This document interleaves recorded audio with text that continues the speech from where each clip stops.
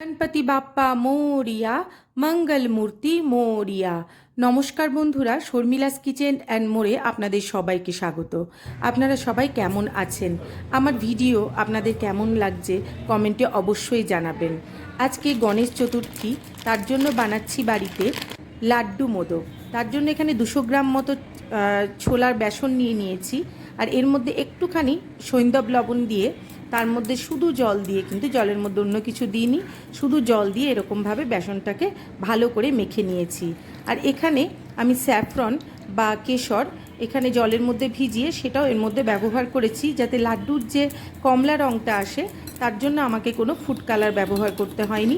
এর মধ্যে স্যাফরনটা গুলে দিলেই কিন্তু কালারটা অটোমেটিক্যালি চলে আসবে।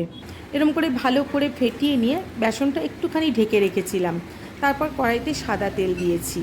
তারপর এরকম আঙুল দিয়ে এইভাবে তেলের মধ্যে ছড়িয়ে দিলেই কিন্তু যে কোনো রকম আপনারা যে কোনো আকার দিতে পারেন, কোনো অসুবিধা নেই। লম্বা, মোটা, ছোট, চৌকো, যে কোনো ধরনের আকার দিতে পারেন, কোনো অসুবিধা নেই। ঠিক এইভাবে অনেকটা বোঁদে ভাজার মতো করে বেসনগুলো ভেজে তুলে রাখবো। ঠিক অনেকটা চানাচুরের মতোই লাগছে আর কি দেখতে। তো এইগুলো সব আমি এক এক করে তুলে নেব। দেখতেই পাচ্ছেন আমার মোটামুটি 200 গ্রাম বেসনে এতটা মতো বেসন ভাজা হয়ে গিয়েছে। এরপর এগুলোকে আমি একটা মিক্সিতে দিয়ে গুঁড়ো করব। তার আগে এখানে আমি রসটা বা শিরাটা তৈরি করছি, যেখানে আমি 1.5 কাপ মতো জল নিয়েছি, আর এর মধ্যে আমি 2 কাপ মতো চিনি দিয়েছিলাম, আর দিয়ে দিয়েছিলাম ছোটো এলাচ আর একটুখানি স্যাফরন বা কেশর। অন্যদিকে মিক্সিতে একদম মিহি গুঁড়ো করলে হবে না, একটুখানি যাতে দানা দানা থাকে। মিহি দানাতে যেমন ঠিক দানা দানা একটা থাকে ব্যাপার, বা লাড্ডুতে সেই রকম কিন্তু দানা দানা থাকতে হবে। ঠিক আমার সমস্ত গুঁড়ো করা হয়ে গিয়েছে। এরপর ফোটানো রসের মধ্যেই কিন্তু এই বেসনের সমস্ত যে দানাগুলো করেছিলাম সেগুলো এর মধ্যে দিয়ে দিলাম, আর এর মধ্যে দিয়ে দিলাম চারমগজ, তরমুজের বীজ আর কি যেটা, সেটা এর মধ্যে দিয়ে ভালো করে নাড়িয়ে চাড়িয়ে নিলাম।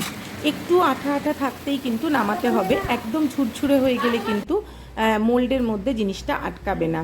এর মধ্যে একটু করে ঘি মাখিয়ে নিলাম, যেটা আমরা মোদক বানানোর যে মোল্ড বাজারে পাওয়া যায় তার মধ্যে একটু ঘি মাখিয়ে নিয়ে এই যে বেসনের যে পুরটা তৈরি করেছিলাম বেসন দিয়ে, লাড্ডুর যে পুরটা, সেটা এর মধ্যে দিয়ে দেবো। দিয়ে মোল্ডটা চেপে ধরে আটকে দিলেই তৈরি হয়ে যাবে লাড্ডু মোদক। আপনারা চাইলে এটা গোলও করে নিতে পারেন, কোনো অসুবিধা নেই। কিন্তু যেহেতু আজকে গণপতি বাপ্পার পুজো, গণেশ চতুর্থী, তাই আজকে এইভাবেই লাড্ডুর মোদক তৈরি করে গণেশ ঠাকুরকে আমি দিয়েছি। আপনাদের যদি ভালো লেগে থাকে অবশ্যই আমার চ্যানেলটিকে একটা লাইক করে দেবেন, আর অবশ্যই একটা বেল আইকন টিপে দেবেন, আর সাবস্ক্রাইব করে আমার পাশে থাকবেন। ভালো লাগলে ভালো থাকবেন, সুস্থ থাকবেন। শেষ করছি, নমস্কার।